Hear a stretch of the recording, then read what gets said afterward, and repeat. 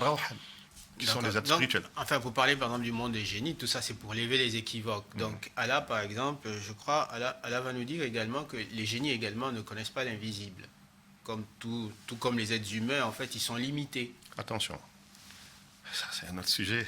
Non, c'est peut-être lever quand même une équivoque, parce que Allah parle en fait de cette entité-là également, par exemple dans la sourate Al-Waqiya, la sourate Ar-Rahman, il parle également, dans la sourate 72 également, il parle de ces entités quand elles rencontrent le prophète récite le Coran, et elles sont attirées par la récitation du Coran.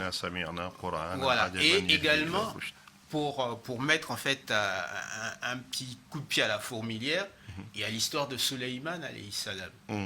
Il meurt sur son bâton, mais aucun génie ne sait que Sulayman est mort. Ce qu'il faut retenir de ça, Allah a donné, il a gratifié de certaines créatures élues le don de ce qu'on appelle le dévoilement. Exactement, ça c'est vrai. Mais le dévoilement qu'Allah donne à ses créatures a une limite. D'accord. Parce que c'est lui qui a l'omniscience dans toute sa plénitude. D'accord? Et c'est le monde de ce qu'on appelle le raïbou, c'est-à-dire le monde de l'invisible, c'est un monde qui est très glissant et très dangereux. Exactement. Aujourd'hui, beaucoup de gens pensent que c'est le fait de voir ce qui est invisible et ce qui va venir qui est un signe d'élection de Dieu. Ce n'est pas parce que tu vois que tu es élu de Dieu. Il y a des gens qui ne croient ni en Dieu, ni en aucun prophète. Mais qui ont ils voient.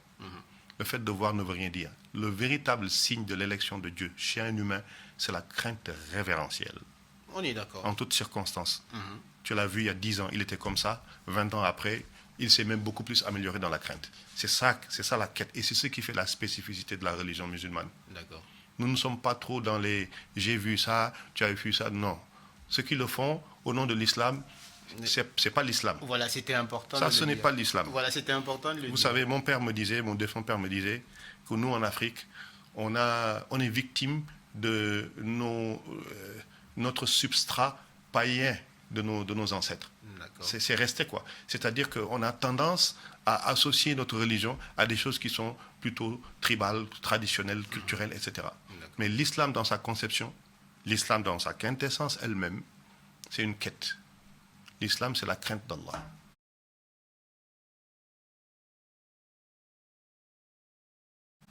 L'islam, c'est la pratique. Le fait de s'arrêter sur les visions, etc., chez nous, c'est le bas niveau. Exactement. Voilà. Parce que, je répète, il y a des gens, ils n'ont aucune référence religieuse, mais ils voient parfaitement.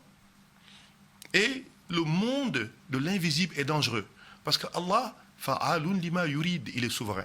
Des fois, le Seigneur te montre une chose, tu es pressé de le dévoiler pour qu'on dise qu'il voit, il est vraiment homme de Dieu. Ok, d'accord. Mais le jour où ce que tu avais prédit, autre chose arrive. Et pourtant, ce que tu avais vu, c'était la réalité. Mais le Seigneur l'a changé entre-temps. Et il est omniscient. Exact. Il est souverain.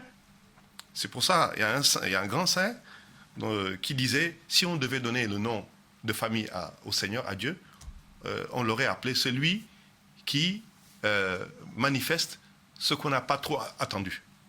Vous voyez? Même dans votre vie, dans le cheminement de votre vie, vous vous rendez compte que ce que vous aviez prévu, tous les plans que vous avez mis en place ne sont pas forcément la finalité des choses après. Exactement. Et c'est Allah qui fait ça. Donc, je tiens à préciser ce point-là. Les gens qui sont dans les voyeurismes, etc., bon, marabout, parce que bon, c'est quand même une certaine problématique ici. Marabout, c'est un terme qu'il faut repréciser. Chez moi, au Sénégal, un marabout, véritablement, dans le terme étymologique pur, c'est un homme de Dieu. C'est quelqu'un qui a le Coran. C'est quelqu'un qui pratique tel que le prophète l'avait pratiqué, qui a des disciples et qui les mène sur cette route-là pour avoir l'agrément d'Allah. Parce que lui-même également est conscient qu'en fait, il est également en fait sous le regard de Dieu. Il est sous le regard de Dieu. Voilà. C'est juste ulama wa rasul anbiya. C'est quelqu'un qui est qui a hérité de la science du prophète